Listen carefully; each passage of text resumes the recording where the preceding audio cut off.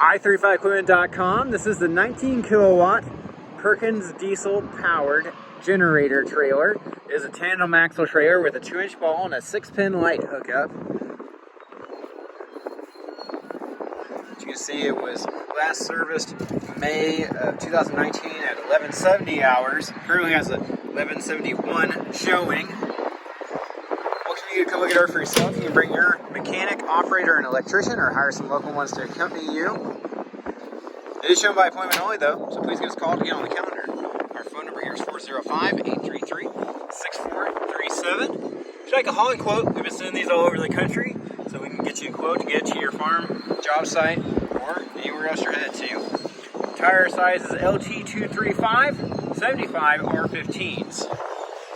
Have a nice large diesel tank on it, and the containment box. If you're not familiar with containment, it's in case of a diesel or oil spill. It'll collect it, and then you can drain it appropriately later. I apologize for the noise. There's a large Consignment excavator moving over here. Take a look at the tires on this side.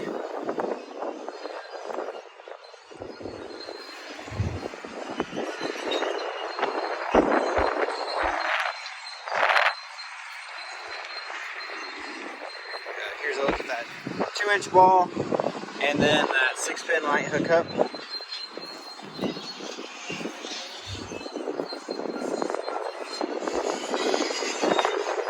you can see, there's the Perkins plate. Here is the Magna Plus Marathon generator tag. It says 19 right there, and that's the kilowatt output. It started up for you. It does take 2 hands to start. Go zoom out to the fisheye lens if you bear with me. Just hold it in on this Murphy switch for about 10 to 15 seconds while you're starting it, and then it'll run by itself.